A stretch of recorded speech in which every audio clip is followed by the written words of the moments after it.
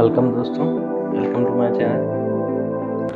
आज एक बड़ी ख़ास सवाल के बारे में बात करेंगे, जिसके बारे में आज से पहले मुझे भी नहीं पता था। सवाल ये है कि जो पेटीएम फास्टैग में रखा जो 150 रुपये मिनिमम बैलेंस है, फास्टैग बैलेंस है, वो क्या सच में हमारा है? तो इस बारे में बात करेंगे।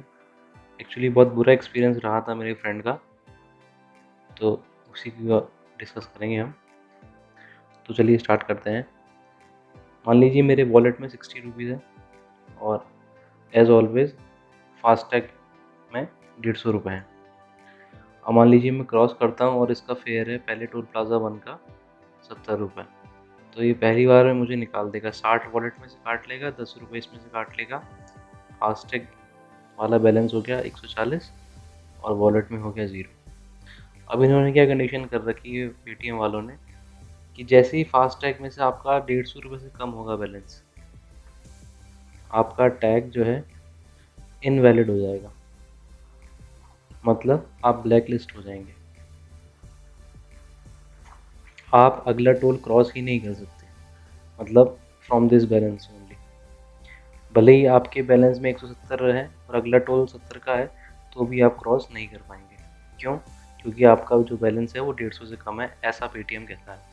जो कि मुझे नहीं लगता ठीक है, क्योंकि मान लीजिए मेरा घर यहीं है, मुझे यहीं स्टॉप करना है और मैं अगला नहीं जाना चाहता, तो कर लेना चाहिए इसको डिडक्ट, लेकिन नहीं करता है ये इसकी टर्म्स एंड कंडीशन है।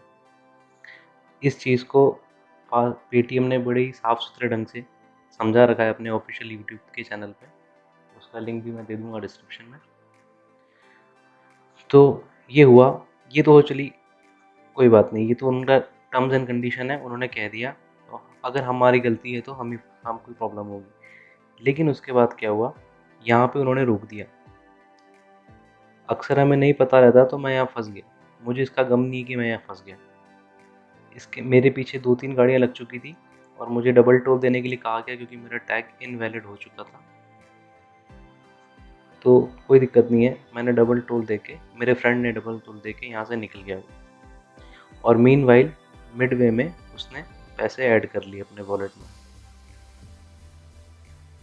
लेकिन उसके बावजूद भी जब उसने सफिशिएंट बैलेंस अपने पेटीएम वॉलेट में ऐड कर लिया, फास्टैग बैलेंस उसका 150 प्लस हो गया, लेकिन और वॉलेट में भी पैसे आ गए, फिर भी वो टोल प्लाज़ा थर्ड पे जाके अटक गया।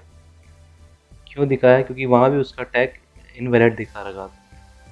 उसने वहाँ पे जो बैठा रहता है उनसे पूछा, उसने बोला मेरे वॉलेट में सफिशिएंट बैलेंस है फिर भी क्यों हो रहा है? तो उन्होंने कहा आपका पेटीएम का है, इसलिए कम से कम 1 या 1.5 घंटा इसको एक्टिवेट होने में लगता है, आपका टैग ब्लॉक कर दिया गया है। तो ये सबसे बड़ी बात जो है, निराशाजनक बात थी कि सफिशिएंट बैलेंस है, हमने पैसे भी ऐड कर लिए, फिर भी हमें प्रॉब्लम हो रही है। फॉर्चुनेटली उसके पीछे कोई गाड़ियाँ नहीं थी, इसलिए वहाँ से बैक लेके कैश लेन में से निकाल ली। यहाँ भी उसे डबल टोल देने के लिए कहा गया, क्योंकि मुझे लगता है गलत है। अगर डिजिटल हो रहा है सब कुछ, तो सब कुछ इंस्टेंट होना चाहिए। यहाँ पे पैसे ऐड कर लिए हैं, फिर भी इसको निकाल देना चाहिए था फास्टैग में से, लेकिन ऐसा नहीं हुआ। तो यहाँ भी उसे डबल नुकसान होता, लेकिन फॉर्चुनेटली नहीं था, तो कैश लेन में से निकाल ली गाड़ी। लेकिन मुझे लगता है इस बात पर थोड़ा ध्यान देना चाहिए। अगर आपको ये जानकारी पहले से पता थी तो कोई बात नहीं, thank you for watching the video. लेकिन मुझे नहीं पता थी, इसलिए मुझे लगा आपके साथ शेयर करूं।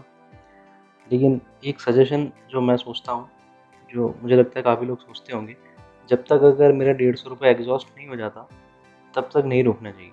150 को 50 कर दो तो ठीक है, चलिए कोई गाड़ी मेंटेन कर रहा है तो 50 तो रखनी चाहिए।